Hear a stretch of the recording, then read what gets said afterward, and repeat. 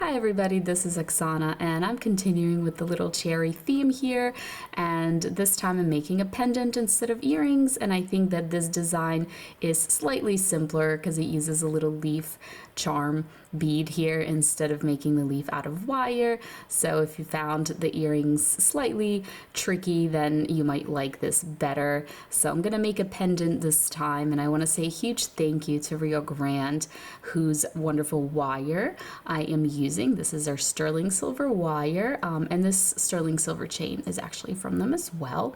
So let's go ahead and get started making this pendant. For my wire, I'm going to be using 20 gauge round dead soft sterling silver wire from Rio Grande. For my tools, I'm going to be using some wire cutters. Mine are Swanstrom brand. I'm going to be using pliers. These are Lindstrom RX 7890 pliers, and then I'm going to be using some bail making pliers as well. You don't have to use these exact ones. You just need something round to shape your wire around, to make a circle. So you can use a chopstick, a little pen or a marker or something round basically and small to bend your wire around. I'm also going to be using this tiny little leaf charm. It's just a little plastic leaf. If I turn it sideways, you can see it has a little loop, little hole here at the top. If I measure it, it measures about 10 millimeters tall.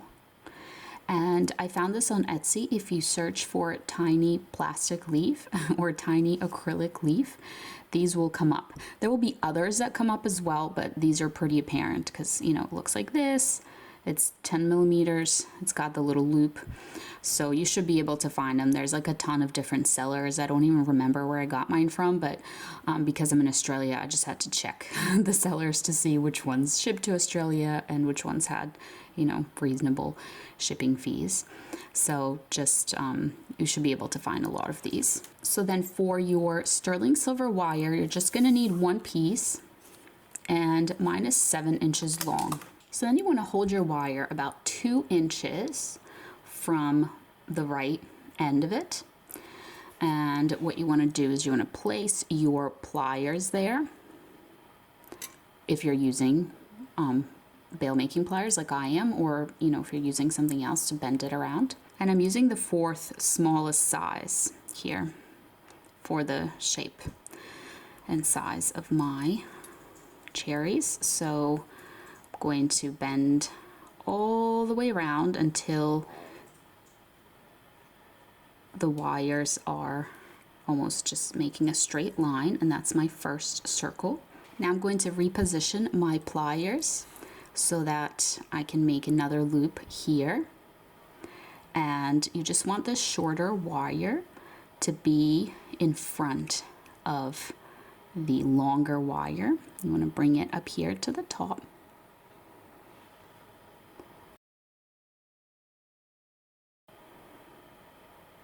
And then I'm just going to put this back in so it holds my shape and I don't misshape it. And now I'm going to take my regular pliers, and what I'm going to do is this wire here, the longer wire, I just want to grab it just kind of top center, I guess, and bend it. So if I remove it, you can see made a little bend. Actually, probably this bend needed to be a little bit more over to the right. There we go. Now it looks more centered. So you just take this frontmost wire and holding the loop or the cherry so it doesn't misshape as you bend it, you bend that wire around from front to back, kind of bring it fully around like this. Now here on the back, we're going to trim it, and it kind of looks like a little hook. If you look at it from the side. And what you want to do is you just want to press down on that little wire end and think of that as a little loop that's being formed. And you want that loop to close, and you want that wire end to end up all the way down, touching the wire like this. So the wire end is kind of hidden out of the way. You can't feel it. All right, so this is the little stem of the cherry, and generally they have a little curve, a little bend in them. So feel free to do that.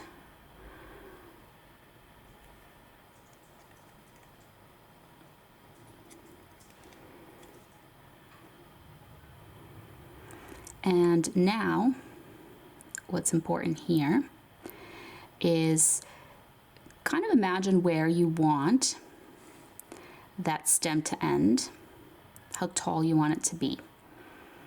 All right, and what you can even do is you can hold it there and maybe make a little bend just so you know, like this is where you want it to end and come back down, okay? But we need to continue with this wire because we're going to be making a bail with it. So continue with it. Let me measure from the bend that you made.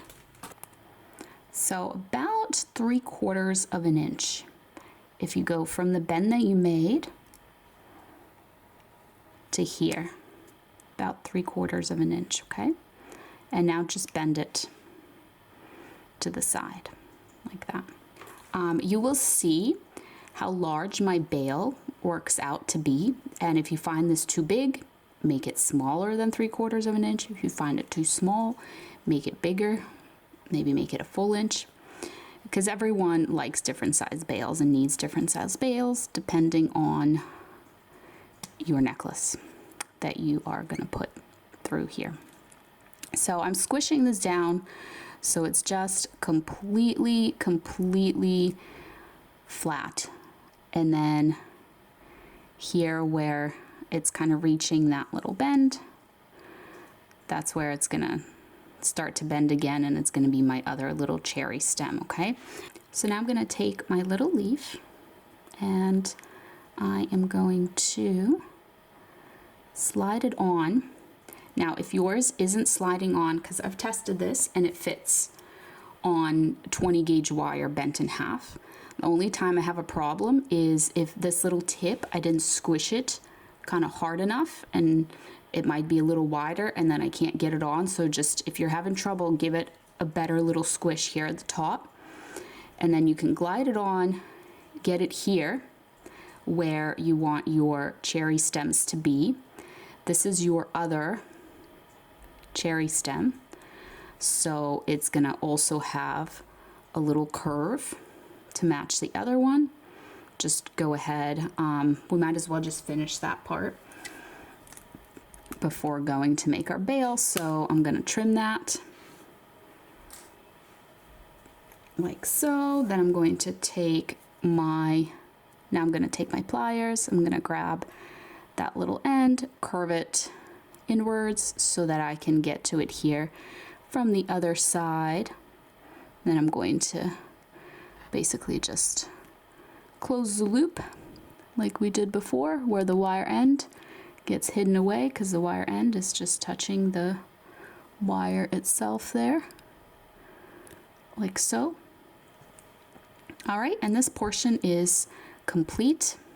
Now I can see that this is a little bit tilted to the right, probably because we made that little bend. So I'm just going to straighten that out so that my bail is going to be nice and straight. And then to make the bail, you can use either round nose pliers, or if you have the same bail making pliers that I was using here, you can use them as well. I think this is the size that this is going to be. Actually, no, even bigger. Maybe this one, the third size. All right, so we get a pretty large loop here, a pretty good size bail that will fit. I would say it would fit most necklaces, most like thicknesses of necklaces. I'm just going to adjust this so that it's fully closed, that little loop, and there isn't a gap.